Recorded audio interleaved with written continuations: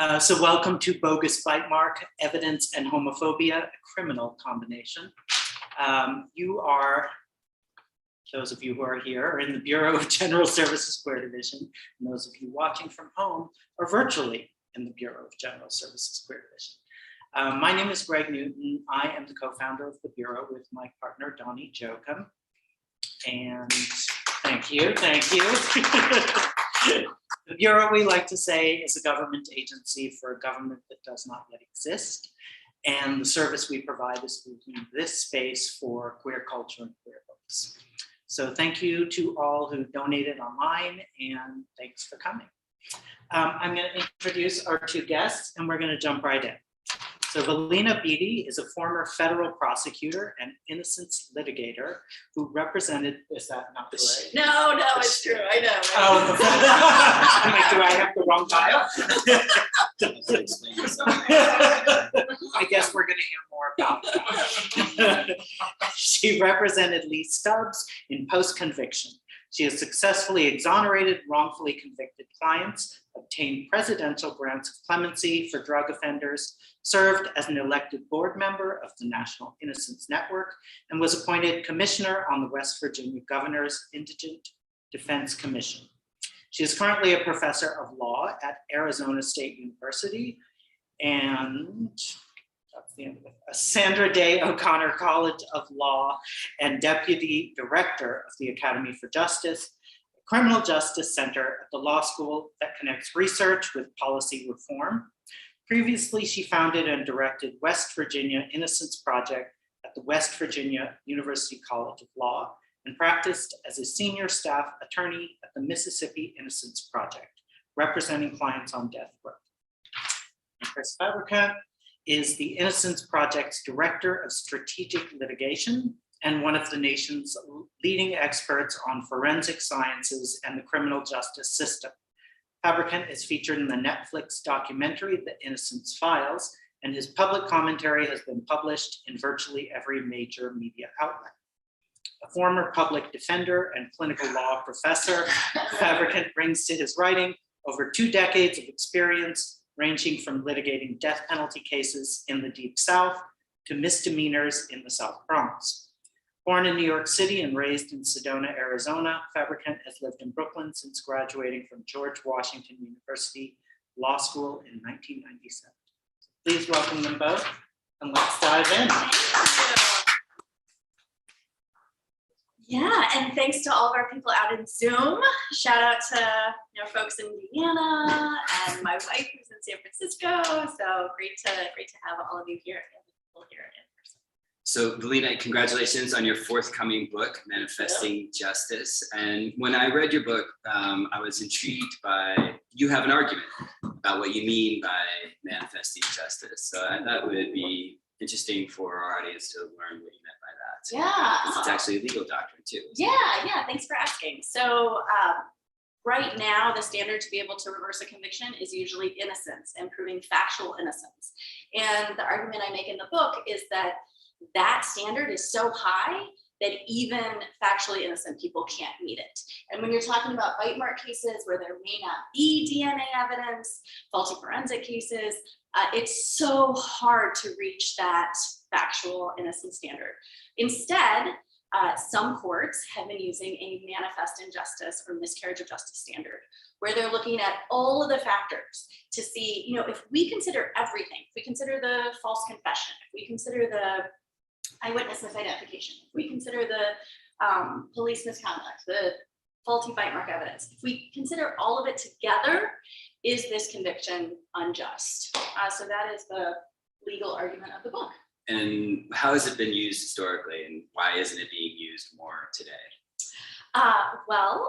Historically, we've actually just seen it develop more recently, frankly, particularly in Massachusetts, to be saying, we're really missing cases, we're missing wrongful convictions. And in scientific evidence cases, this is kind of crazy. You can have scientific evidence today that shows I was wrongfully convicted of arson. I was wrongfully convicted based on bite mark evidence, something that has been debunked. I have the new scientific evidence to prove it. And yet you can't get it into court. You're actually procedurally barred from getting it into court. And so a manifest injustice standard, and I see some people trying to figure that out in their head. So it has to either be newly discovered evidence, like that you couldn't have learned it at the time, or an effective assistance of counsel. I mean, one of the problems, of course, with litigating post-conviction junk science cases is how do we decide, you've said that bite marks are debunked, right? But bite marks are, to be clear, still admissible in all 50 states. Yes, they right? are. They are. There's yet to be a court that has said we're not admitting bite mark evidence. Yeah. No, so really some of the main problems and some that you talk about and I talk about too in the book is that, you really have to begin with the idea that it's been discredited, right? Mm-hmm. And so why haven't courts discredited? Why do you think? Why do I think? I was going to ask you this question. I really think it's lethargy, and that once the ball started rolling, once there was one court that said we're going to take judicial notice of bite marks and allow it to come in, we're not going to question West Virginia. I know, it's West Virginia. It was. And then that was based on a case in Wisconsin that turned out to be a wrongful conviction, which you have discussed. One of the astonishing things about legal precedent as it relates to junk science generally, and bite marks in particular, is that it's Robert Lee Stinson, Yep. Vaughn Brooks, Yep. and Gary Schifazari in Massachusetts. Those are the three precedent establishing cases for the admissibility of bite mark evidence in those three states, in Massachusetts, in Mississippi, and in Wisconsin, right? All three of those men are innocent, exonerated, out of prison, compensated for their wrongful convictions, and yet you can still cite that. And it has been cited in cases that I've litigated before by prosecutors who know that they were innocent and are still citing the cases. That's a manifest injustice, isn't it? Yes. And it's shocking when you lay it out like that. And yet it's so hard to reverse these convictions, and the standard is so high that I think courts they don't take that step of saying, I'm gonna take the risk. So what inspired you to focus on the Stubbs case and the homophobia associated with forensics, which I don't think most people necessarily, so I wrote a little bit about it, it's the focus of your book. How did you marry those two things? So I love that we're talking about bogus bite mark evidence tonight. Yes. And the key story in Manifesting Justice is about my former client Leigh and her co-defendant Tammy, who were wrongfully convicted based on bogus bite mark evidence. And to set the stage, it's Mississippi, it's the year 2000, and it's these two women who are lesbians, and they're with their friend when their friend overdoses. And out of that, they end up being charged with assault of their friend. And that assault is two different things. One of them is an allegation that they put her in a toolbox on the back of a truck, a grown woman, right? They put a grown woman in a toolbox. And the other allegation is that, brace yourself, they bit off part of her labia. So those two allegations are supported by one expert witness, a dentist from Hattiesburg, Mississippi. From hell, the dentist from hell. Hattiesburg is actually a nice town, Right. but yeah. I wasn't making commentary on Hattiesburg, only on the dentist. Dr. Michael West. And if you've picked up Junk Science, Chris's book, you'll see that one of the people focused on is Eddie Lee Howard, who, again, Dr. Michael West testified against him as well. So Dr. West is the source of this evidence against Leigh and Tammy. And you may ask, what might kind I of ask here? evidence? Right, yes. Tell us the rest of his many areas of expertise, Dr. West. And he's also an expert in blood static, which is not relevant here. But so what's And video enhancement. and in your video case, right? enhancement, yes. And what's shocking in this case is the person who overdosed is in a coma in the hospital, and while she's unconscious, Michael West comes in and examines her body for bite marks. So he examines her when she's completely naked, unconscious, and even goes so far as to ask the nurses to pull apart her legs so he can not only observe but videotape her vagina and vulva for, you know, scientific purposes. And that's where he ostensibly says that he determines that half of her labia is bitten off, the other half is chewed on. I mean, it's, so he says that, and then he also finds what he calls a bite mark on her hip. No other medical professionals found any of this, but he did. He calls up the local prosecutor, and Tammy and Leigh, who were with, again, their friend when she overdosed, and they're both lesbians, they are then arrested for assault. You know, what's funny is that you know, Michael West is probably the most notorious, or amongst the most notorious. There are many characters in junk science. And I actually asked him about your case during the deposition that I wrote about, and as graphic as and disturbing as you've beautifully laid it out in your book, he's much worse in the way that he'll talk about these cases. It's the gore was just intense, you know what I mean? And the overt homophobia that was on display in this case. How is it, do you think, that related to the wrongful conviction? Absolutely. So I actually have some snippets of the testimony that was provided by both Dr. West, but also by the defense expert. So there was no evidence to support, first of all, an assault aside from Dr. West, and second of all, that these two women had done anything to their friend. So the only connection could be that they were lesbians and that this was some form of sexual violence. Because if you're queer and in the courtroom, your identity only comes up if you are a hate crime victim or if you are a sexual assailant or charged with being a sexual assailant.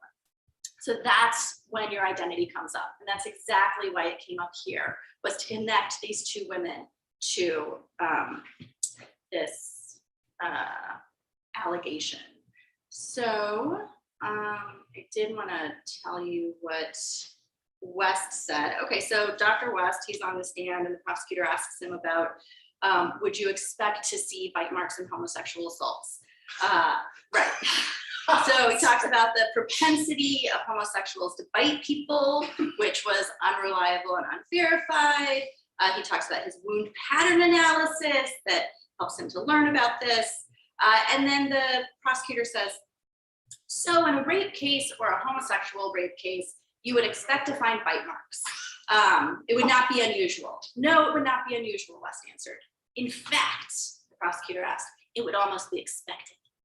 Yes, almost. So that's West. But then the horrifying thing is that Leigh and Tammy have their own expert witness for their defense. And that expert gets on the stand and just repeats the same homophobic narratives.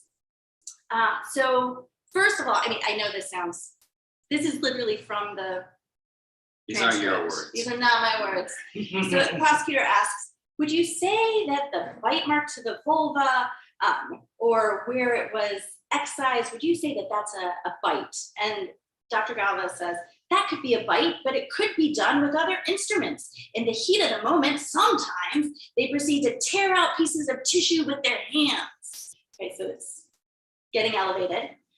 Would you expect to find biting, or would biting be consistent with a lesbian rape situation in a homosexual rape? The prosecutor asked.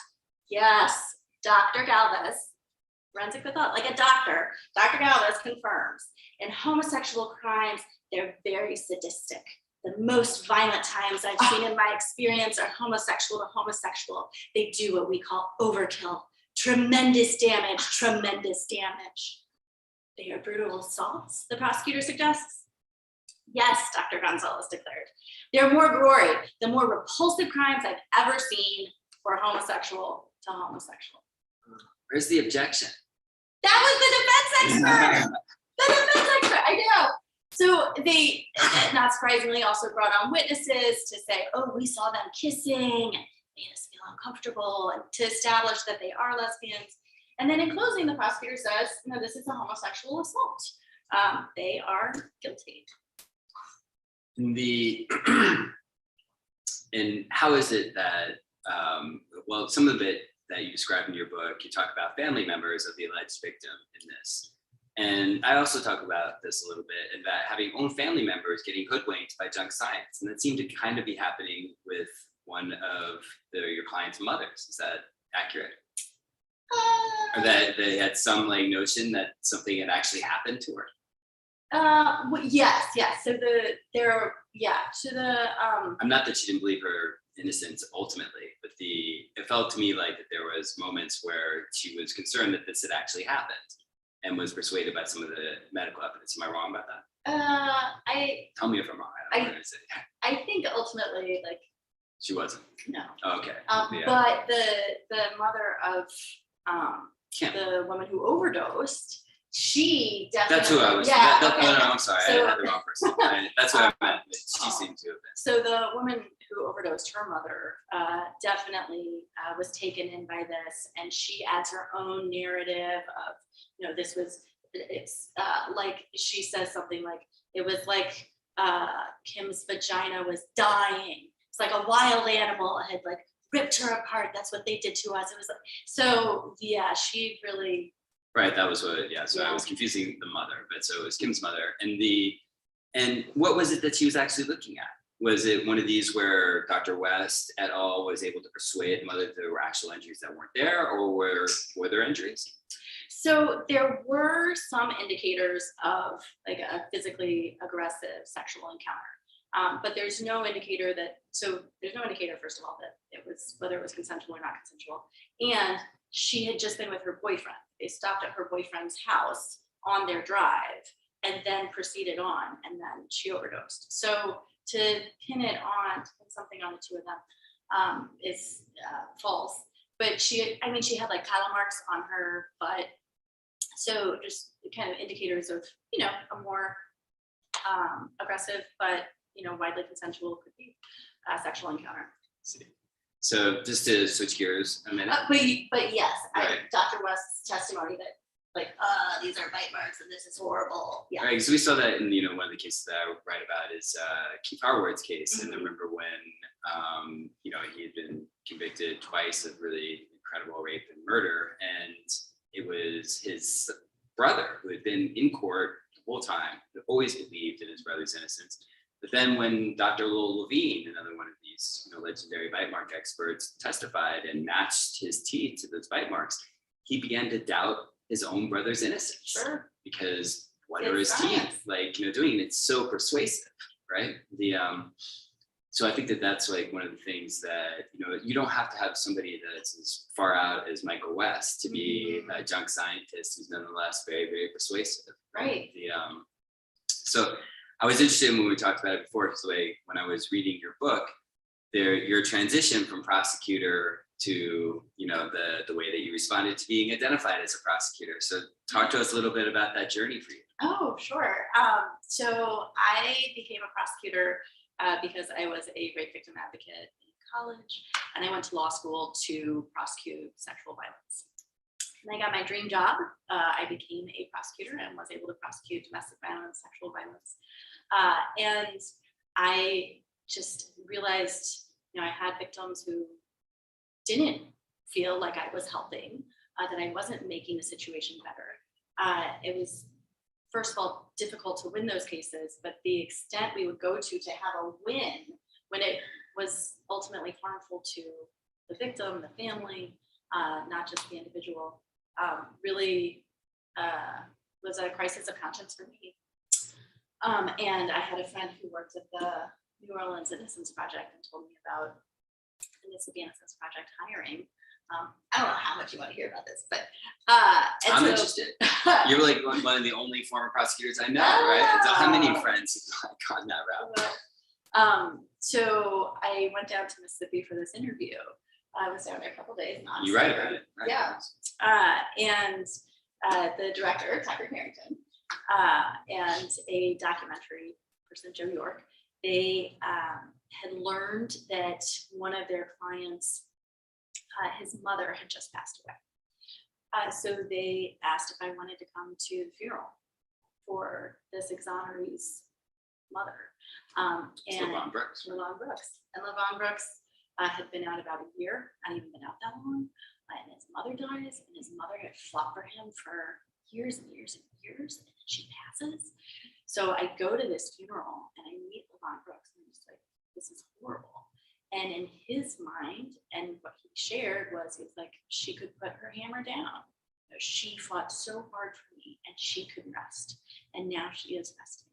And it was such like grace and generosity that it made me feel like this is so much more valuable. If I can help one person, this is so much more valuable. And so I moved to a beautiful town in Mississippi. In Oxford, right? Yeah, it's a great town.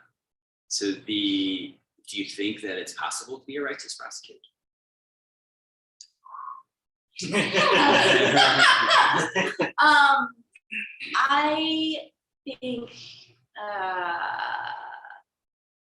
I think there is a place for incarceration. I think there is a place for accountability for crimes.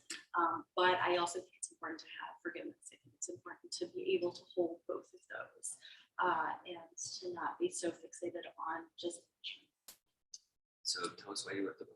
Oh, wait, we're supposed to be talking about bite marks. We can talk about bite marks. Yeah. So I mean, I know Do it's people both. need to be persuaded that it's bad? Let's Well, talk about your book that's- first, that's- and then we can talk about bite marks. We can just take you two very educated people telling you it's junk science. It is junk science. It is junk science. And if you read by that title, junk science, Yeah. then you will. Be persuaded. Yes. But no, I wrote this book because I really wanted to both share the story of what can happen to women to be wrongfully convicted and what can happen to queer people to be wrongfully convicted. So I have chapters in here about how queer people in particular are wrongfully convicted, how I think there are wrongful convictions of women based on their bodies and how they use their bodies. So sex work, particularly juveniles who are charged and convicted of sex work. Talk to us a little bit more about that. What do you mean by the way that they use bodies that are wrongful convictions? I'm not challenging you. Yeah. So the most legal example I can give is juveniles, and this is also frequently queer juveniles who are charged with prostitution, but they're not old enough yet to consent to sex. So, right. So in any other situation, they would be a victim. But here, they're given a charge that can lead to jail time or can just be on their record. So that is, I think, very definitively a wrongful conviction. They can't even legally consent to sex. So how can they be charged with prostitution and soliciting? So that is one example of it. But I think, again, as we're going into this potentially post-Roe v. Wade world, what about criminalizing abortions? What about criminalizing miscarriages? So I talk about women who have had miscarriages and have been charged with manslaughter. And again, they're having a miscarriage, and 1 in 4 pregnancies end in miscarriage. So I talk about, again, a lot of these circle around people's bodies and how they use their bodies. Drug use while you are pregnant, then that could be a charge of child abuse against you. So that makes sense. So you take on this case. Talk to us a little bit about the litigation. How did it go once you brought this up? So interestingly, I love that you talked with West about this case because it was in this case that West actually renounced bite mark evidence. Well, we can talk and about then he that. came, I know, and then he like backtracked on that. But in this case, he was like, throw them out, throw out the bite marks, free these 2 women, let them go, as if, he could just erase the past 10 years that they had spent in prison. So that's him on the bite mark evidence. But what really cracked open this case was the 2 mothers of these 2 women, these 2 mothers who kept fighting and investigating, and they did a FOIA request of the FBI because there was some inkling that there was a report that the FBI had looked into this case somehow. And it turned out the FBI had. And the FBI did a whole analysis of this video of whether they put the woman in the toolbox that I mentioned briefly at the beginning. So they've done this whole analysis where they're like, you can't see anything. And it's just as plausible that they're moving their luggage, which is what they said, as that it's a body. And so that report had come out before trial. Prosecutor received it and they never turned it over. And instead, they put on this dentist to say, I've looked at the video and, here you can see it's a body. Look, here's the long dark hair hanging down, even though she didn't have long hair at the time. But here's the long dark hair hanging down. Here's her legs. And you have this doctor on the stand who repeatedly is telling the jury again and again, like they play it multiple times. He's like, see here, pick up the body, here's the hair, here's the legs. And that they incredibly could pick up 100, or it's a one person, that Leigh could pick up a 150-pound woman in less than 2 seconds. Like, ba-doop, ba-doop.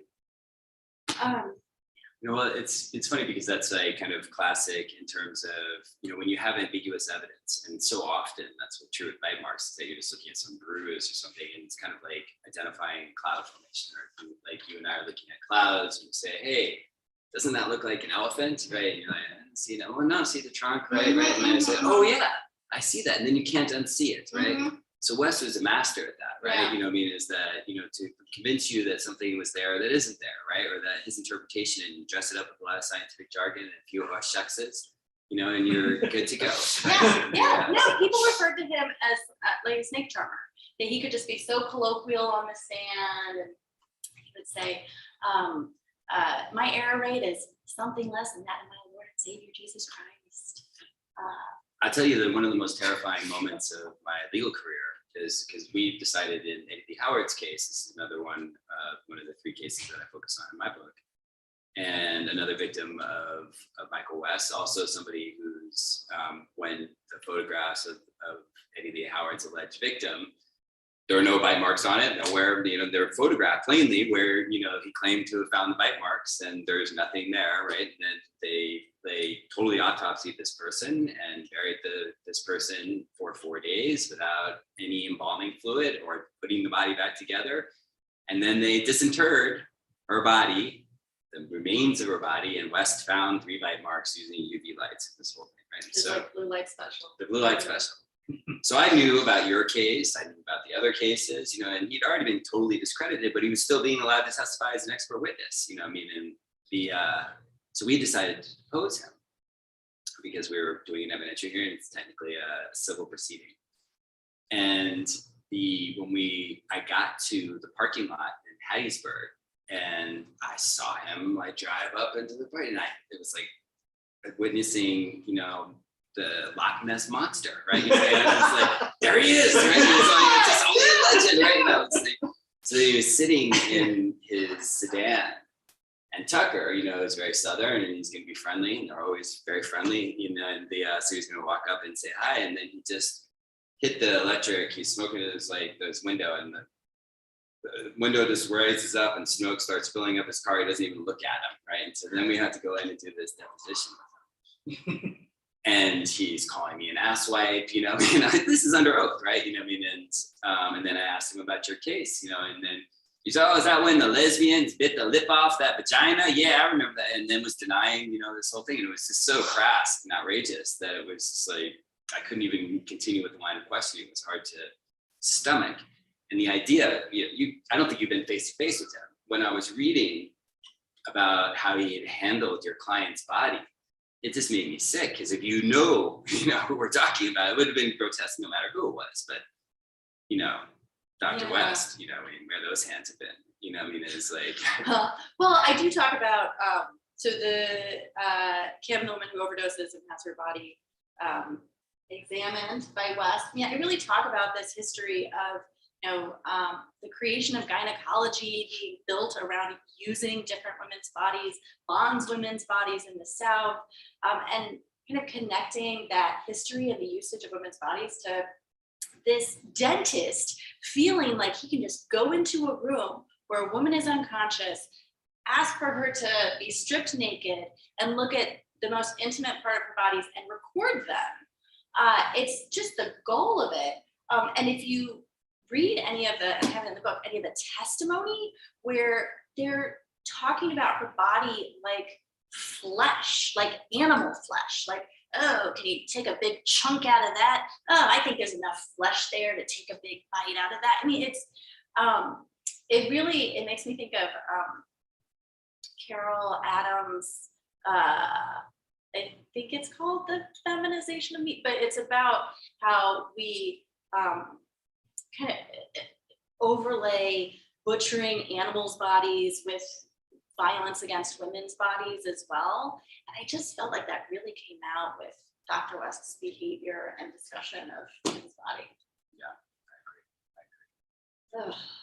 So I did want to also just point out one other thing, which is there's not that many visibly, openly queer exonerees, particularly when we had like the National Innocence Network conference. That's true. And I talked with Anna Vasquez, who's an exoneree from the San Antonio Four, about this. And I have the interview in my book, and she's a queer woman, and it's 4 lesbians who were wrongly convicted of these sexual crimes, again, against girls that did not occur. And how much she was pressured to try to pass at her trial, to try to wear a dress and curl her hair and try to be something that she wasn't, but that could appeal to the jury. And actually, Chris and I were talking before this thing about presentation more broadly in the courtroom, and particularly in Mississippi.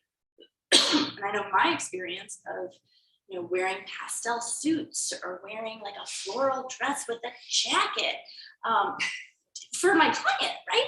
To be able to wear that. And then, I mean, Chris, what was your experience?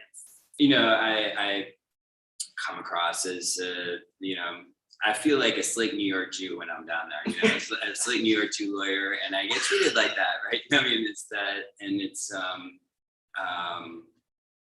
I try very hard to be very friendly and be very solicitous, and I can't really pull off a y'all.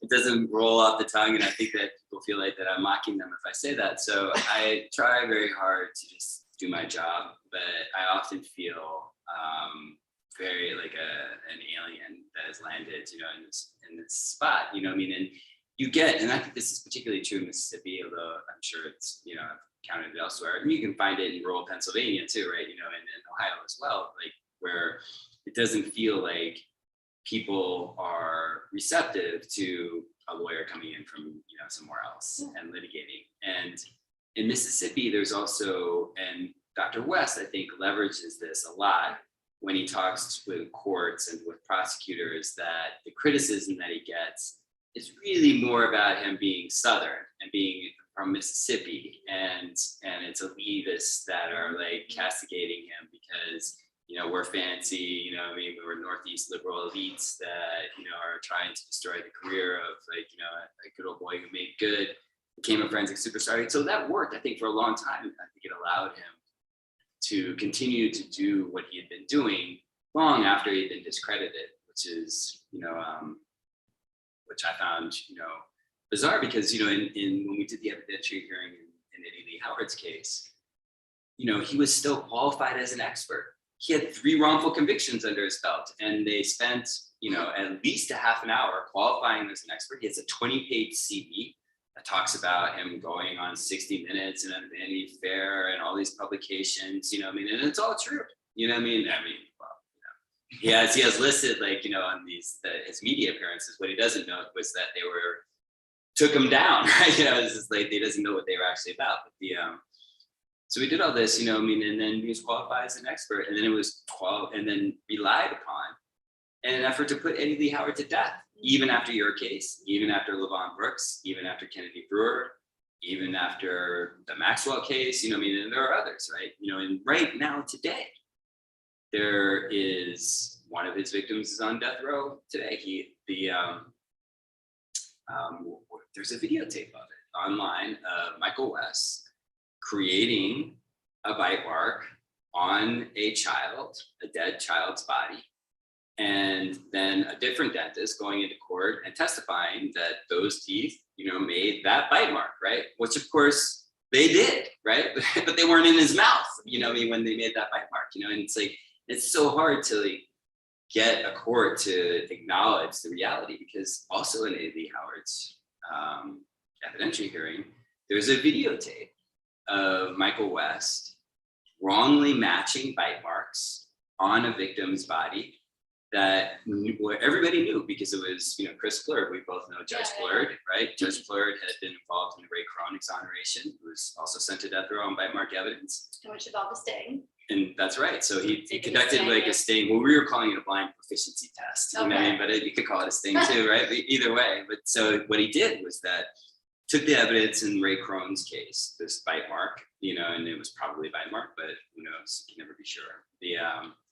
And took a dental mold from his investigator, right? Who lives in Utah and plainly not the biter, right?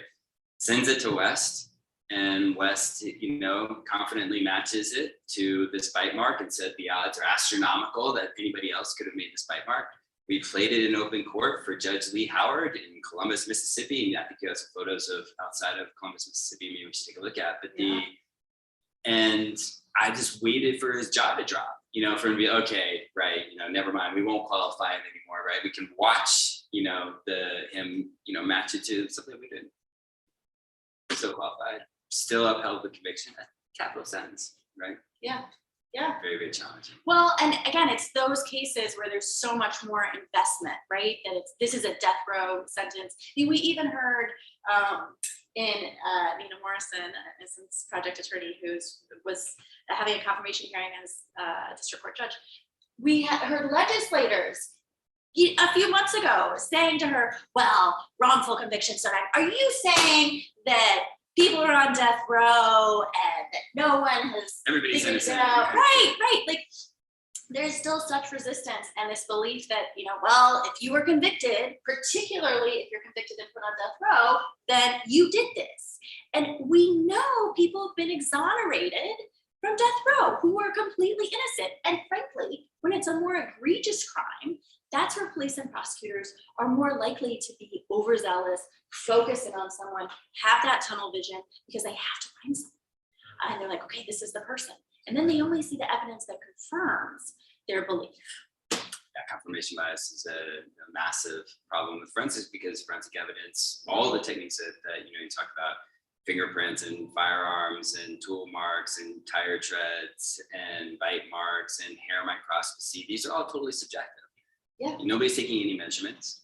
The idea that you can eyeball these two things that they match, is subjective speculation, really. It's that, so you're going to look at these, you're going to be influenced by information that isn't relevant to the task at hand. Like, do these two things match, right? You're going to get all this information about, oh, he's a killer, or that this guy confessed, and one of the experiments that I write about is one of the most famous experiments in forensics, was after the Brandon Mayfield case, where Brandon Mayfield famously was wrongly matched to a fingerprint that was found on the glass caps on the bombing of the commuter train in Madrid, Spain in 2004, and spent weeks in prison or jail. And the FBI doubled down on their match of his fingerprints because he was Muslim, happened to be Muslim. He was married to an Egyptian national, and he had once represented somebody that had been convicted of providing material aid to a terrorist organization. So they think they've got their man. And the Spanish authorities are in disagreement, right? And then they have this, when they finally find another suspect who's better for it than Brandon Mayfield, who've never been to Spain, they finally backed out. Didn't even have a passport. Right? I mean, he's like, I haven't been out of the country. They're like, no, you're the Spanish You're the guy, right? And so what the experiment that shows like all the bite mark stuff and how much of like our own confirmation bias, our own prejudice, our own homophobia, all of these things go into an analysis that has nothing to do with it. And what Dr. E.T.L. Drawer is a well-known neuroscientist in the UK, took 5 very experienced, very well-respected latent fingerprint experts. He sent them evidence, latent fingerprint evidence and exemplars of potential matches. And what he didn't tell them, this is the clever part, was that it was from their own prior casework, that they had already come to conclusions, right? And so the only thing that they changed was contextual information, like this person confessed or is an eyewitness or whatever that pointed them. And 3/5 of them changed their minds from their original conclusion, right? Based that fingerprints hadn't changed, only the information that was totally irrelevant. So you see that in these cases where they're, they think, well, lesbians, or they must do rough sex, or that they're beating each other up, or this kind of thing, or that all the homophobia that you talk about, there's no way that that's not influencing the decisions that are being made, even if it's unconscious. So it's a huge problem with forensics, and racism and homophobia and all that leads in 100 different ways because there's no guards against it. Right. And again, if the only check is, oh, well, someone else already looked at these fingerprints and found it was a match. So now we're coming to you to see what you think. And you're like, oh, well, it's already been confirmed once. Right. I'm going to confirm it as well. Joe knows what he's talking about, right? Yeah, that happens a lot. Let's take a look at your pictures. Ooh, okay. If I can, what time is it? I did want to just share one more thing about passing, because I do think that queer people are treated differently based on their gender presentation in the courtroom, by police, by prosecutors, and Can I ask you if you were out when you were a prosecutor? I was to friends, but I don't know that I was in the office. Did you feel the pressure not to be? I definitely felt pressure to present a certain form of myself in the courtroom. Absolutely, as a prosecutor, absolutely. That was in Washington, D.C. and I did, that's for sure. Oh, where did I? I'm sorry. Here it is. So Tammy and Leigh, two women, both lesbians, both on trial, both being investigated by the police. But Tammy is a 10-year older, very butch presenting woman. They're both cis women. And then Leigh is blonde hair, blue eyed, 22 years old, like very pretty, so a very different presentation. So I say, Tammy has her rocking mullet and her cargo pants. She does, and the investigator and the Kim's boyfriend both refer to her separately as a bull dyke.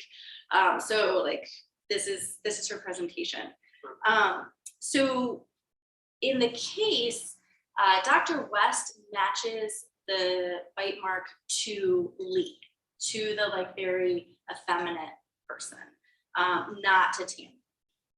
So I say, I imagine an alternate universe where West decided to match Tammy's teeth mold to his imagined bite mark, Tammy instead of Leigh.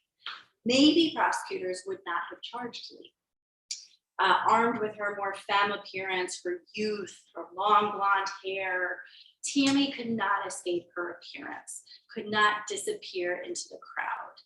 The stereotypes of deviant, of bull dyke, criminal pinned to Tammy, subjecting her to criticism, hostility, and hate, even though Tammy was such a kind, giving, and harmless person.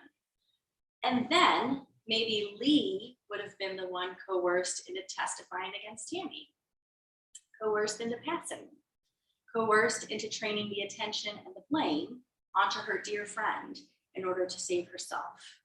These are the decisions our criminal legal system forces people to make. Well said. Well said. And with that, I do have photos. Yes.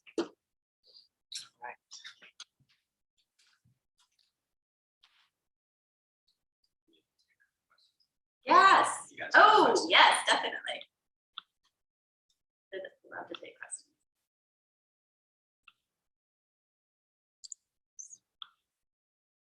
And there's the beautiful flyer for the event. So, Is it showing? Sorry, 1 second. that's okay.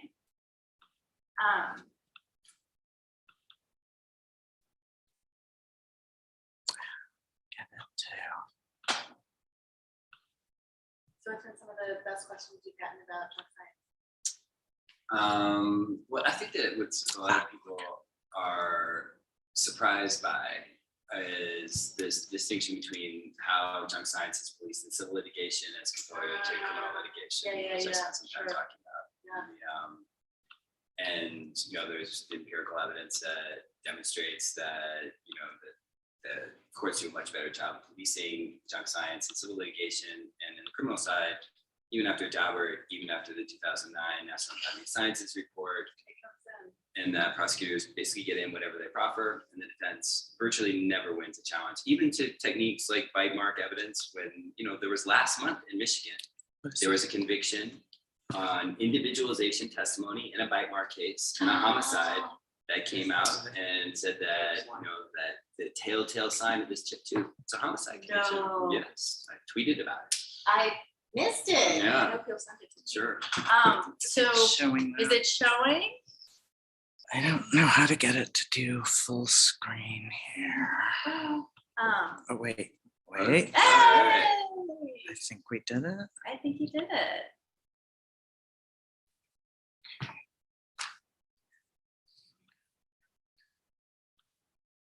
Okay. Beautiful. So. Oh, great. So this is a picture of Eddie. This is Eddie Lee Howard, right? Yeah, and this monument was raised by the Daughters of the Confederacy about 100 so odd years ago. And this isn't quite the angle, but you can see from the back that that's a Klansman, and the pointy hood that you see there. And then when you look at it from the front, though, it's a Confederate soldier. You come to the back, and that's the view when you come out of the courtroom where Eddie Lee Howard was twice convicted of capital murder for the rape and murder of an elderly white woman.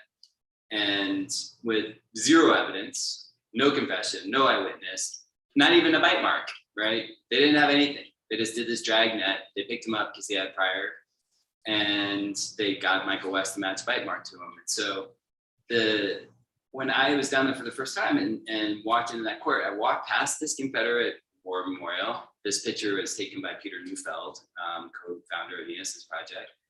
And on the courthouse steps at the same time, they're having National Prayer Day. Right?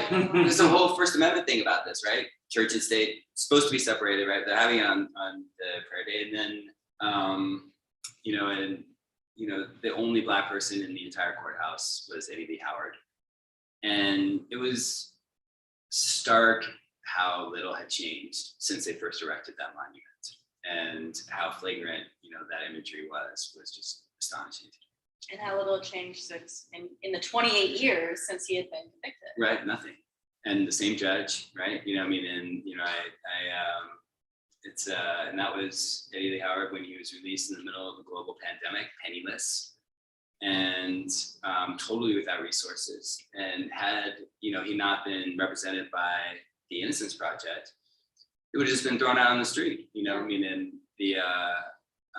that happens, every day in our American justice system. So, it's hard to call Mr. Howard lucky, but in some ways he was. He's lucky he wasn't executed.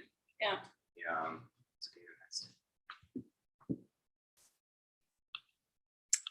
So this was just some of the testimony that was provided, which I read to you.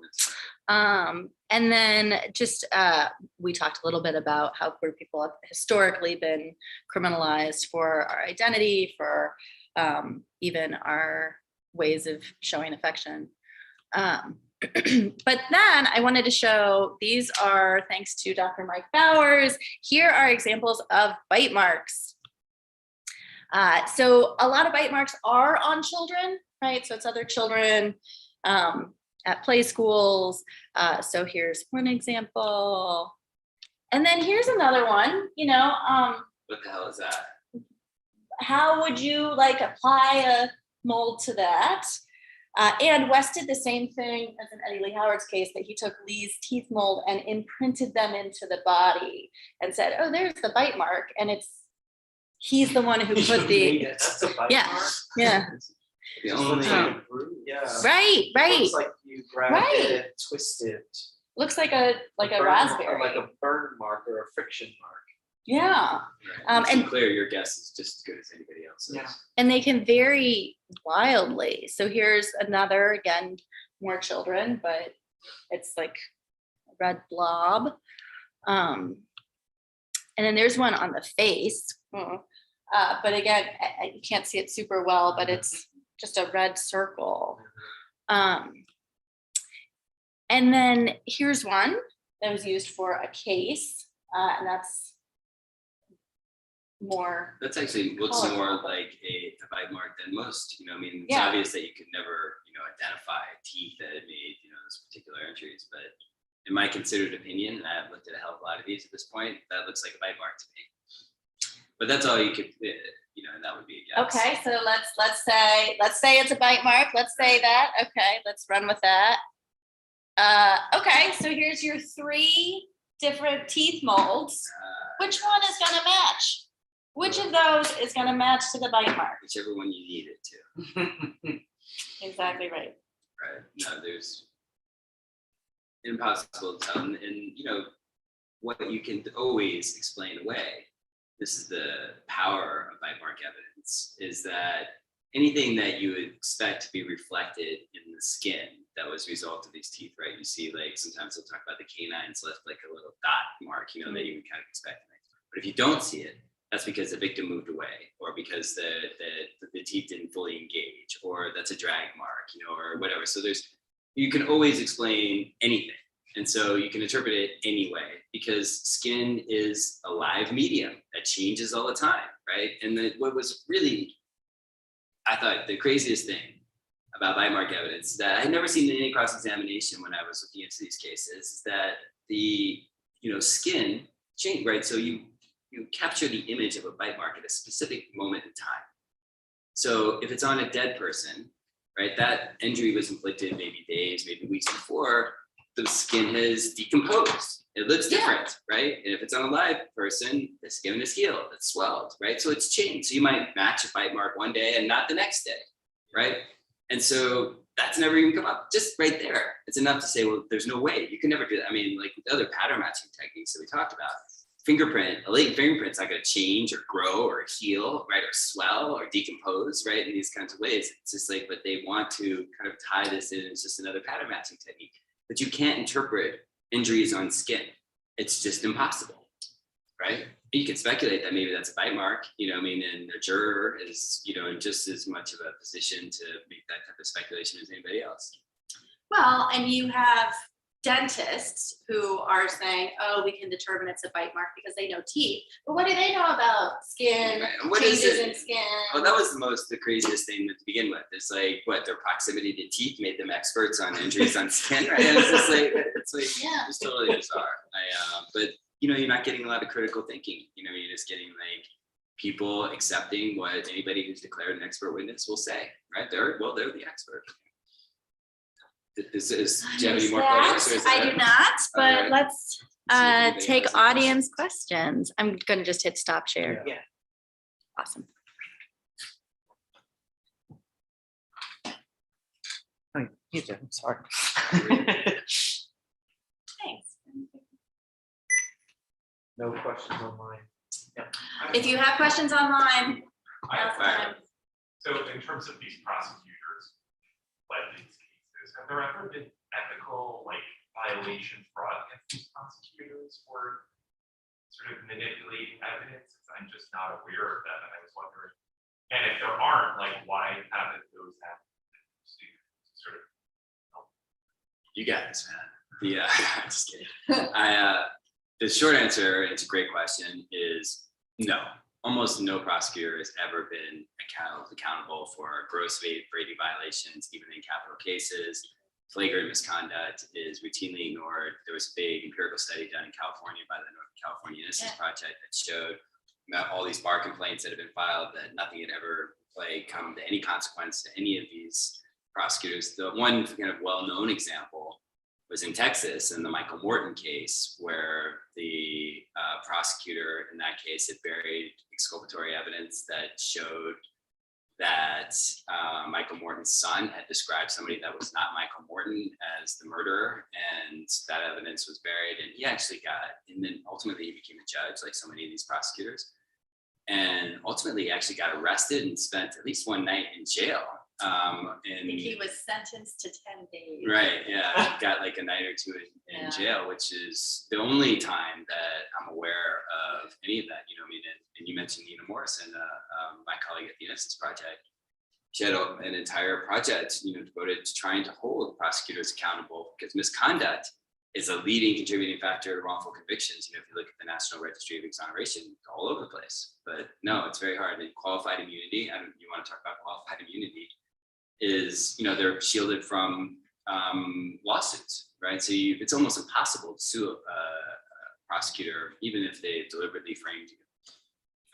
And most recently in Brooklyn, in this area, there's been a number of prosecutors who filed complaints, ethical complaints against prosecutors in known wrongful convictions, where there had been an opinion that said, you know, there was some prosecutorial misconduct and it's a known wrongful conviction, the conviction was reversed. And in those, they brought these ethical complaints, and they have gotten a tremendous amount of pushback on that. And in fact, the proceedings have become closed. So now, even though they filed these ethical complaints, they don't have access to the proceedings. Yeah. Yeah, I'm judging from the audience, right? Views. I mean, it is, you know, this is the hard thing about both of our books, is that there isn't a lot of good news. You know, and I think we both like tried to tell compelling stories to make it an entertaining read. But at the same time, you know, the criminal justice system brings only pain and suffering. That's what it's designed to do. You know, I mean, there isn't any other purpose really. You know, I mean, because it's plainly not making us safe. We're a violent, scary country, right? We've locked up more people than anybody else in the world, literally. Yeah. So that's not working. That approach is not working. We're just here to punish, right? To torture. So they're not happy stories. They're good stories, but not Yeah. happy. And we even have a really low rate of solving homicides, right? So we lock up many, many people, and yet we can't even solve homicides. No, we're good at solving drug crimes. But we're Exactly. good, right? Yeah. We're at treating a public health crisis as a criminal matter is really what we're proficient at. That's what we put money into. Right. Mm, Any other questions? Other questions? I'm just gonna. That's a Right. whole nother thing. Well, thank you so much for inviting us. Thank Yeah, you. this has been great. Yeah. Thank you so much.